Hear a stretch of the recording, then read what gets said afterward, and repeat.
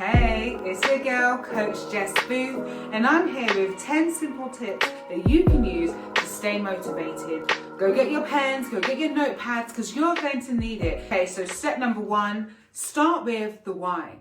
Why are you achieving that goal? Why do you want to do it? What's the purpose behind it?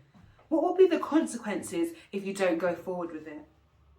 You need to understand why you are doing what you're doing in order to be motivated by it. Okay, you don't just set a goal just for the sake of it. No, set that goal because it means something to you. All right, start creating goals that excite you and that push you and encourage you to keep going. Okay, so always start with the why. Why am I achieving this goal? Why am I setting this goal for myself? Number 2, create a plan. Okay, create a roadmap of how you're going to get to that goal. How are you going to complete that task and stay on track? Okay, set yourself some deadlines to hold yourself accountable and to keep you motivated. Taking the first step is the hardest part, but once you've done that, you're going to feel great. You're going to feel amazing. So you need to make sure you hold yourself accountable, take responsibility, and take that first step. Once you've done that, that's one part out of the way. That big task is no longer that big. You've cut it down. Then you go to the second step, and then finally the third.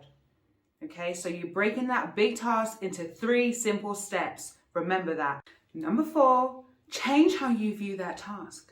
If you see it as something that's boring, tedious, can't be bothered to do it, of course you're not going to want to do it. Of course it's going to not excite you. But look at it from a different perspective. What's going to be the positive out of it? Once you hand in that assignment, once you apply for that job, go for that interview, once you step outside of your comfort zone, what new skill are you going to learn?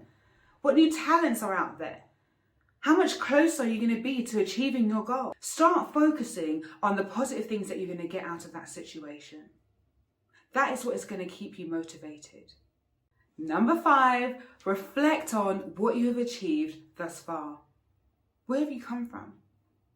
What new skill, what new qualification, what new experiences have you had that's created the person that you are now?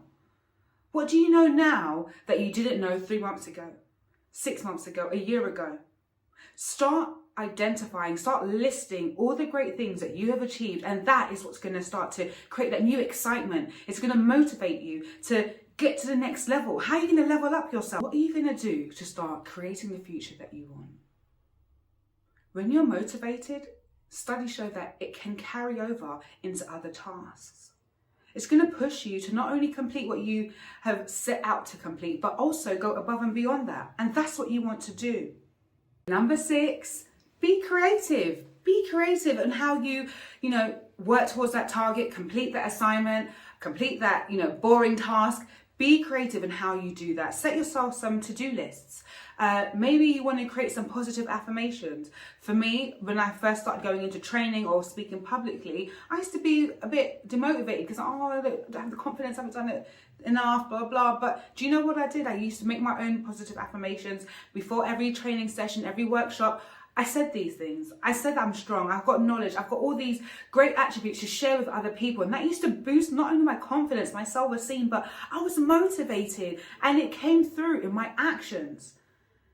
Okay, so be creative in how you complete that task or work towards that target. Number 7, take a break. Go and do something that you're great at, that you're awesome at, that's going to boost your confidence, boost your self-esteem. And then go back to that task.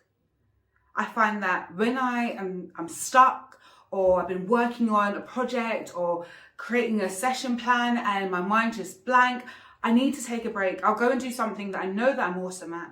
When I used to work at New Tech, I would, if I'm creating like a workshop or a lesson plan, I'll go out and I'll go talk to some of the learners.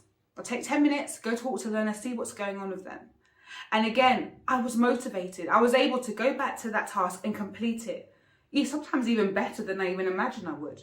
So again, take that break, 20 minutes, 15 minutes, 10 minutes, totally up to you. But take a short break, go and do something you're great at, and then come back to it. Because that motivation is going to carry over into that task. You're also going to be more creative because you've had the opportunity to leave and come back and see it with a fresh pair of eyes. Number 8, have a great support system. It's not about quantity, it's about quality. Who are the people around you who are going to push you, who are going to empower you, encourage you when you're feeling defeated, when you feel like giving up? Who are those people who are going to remind you of the person that you are today and where you have come from? A good support system can be a coach, it can be a mentor, it could be a close friend, a close family member, someone who has your best interest at heart.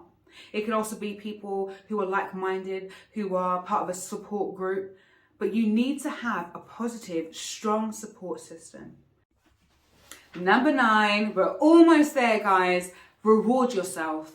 Okay, and I'm not talking about self-care, that you should be doing that anyway, but I want you to give yourself some extra time. Do something different. Maybe you want to pamper yourself. Maybe you want an extra few hours of downtime. Maybe you want to, I don't know, go out for a walk. Do something different, okay, and reward yourself. Now, you have to have a balance. Okay, you can't do all the hard work, all the grafting and that's it and no play. You have to make sure that you're making that time for yourself. And when you're rewarding yourself, I don't mean after just one little thing, okay? It has to be at a milestone. Maybe you've completed a really big task. Maybe you've achieved the first major target and you've been, working so hard in doing so. Okay, so make sure that you reward yourself for the hard work that you have done. Guys, we have made it. We've made it. We're now at tip number 10. And this is my favorite one because even thinking about it now, I'm excited. Okay, so tip number 10, visualize the end. What does the end look like for you? Is that success? Is that a bigger house? Is it the dream job that you've always wanted? Start visualizing the end. How does that make you feel? What are the things that are coming to your mind? What does success look like for you?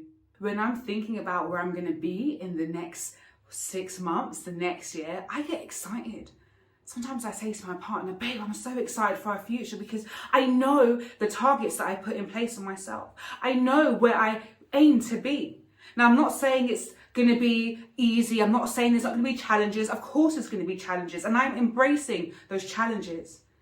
In order to truly learn and excel in life, you have to have some difficulties on your journey. You have to embrace failure. One thing we used to say in the coaching team back at New Tech, never a failure, always a lesson. Because there's always something positive for you to take out of that experience. You might not see it in that moment, but if you actually truly reflect and look back at, hey, maybe I could have handled my emotions more better. Maybe I'm not as in control of my emotions as I thought.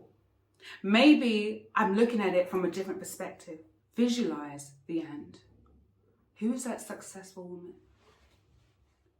What does she look like? What's she wearing? What's her environment like? What relationships is she in? What job? What's her career? What's her education like? Think about where you want to be. You already have that roadmap. And if you don't, you can get my personal development workbook. The link is in the description box. If you need some coaching, I got you. You don't have to do these goals alone. You don't have to do this journey alone. Let's start creating goals that excite us. Let's get excited about the targets and stuff that we're going to be putting into place for the future that we want and turn our wildest dreams into reality. It's your girl, Coach Jess Booth. See you later.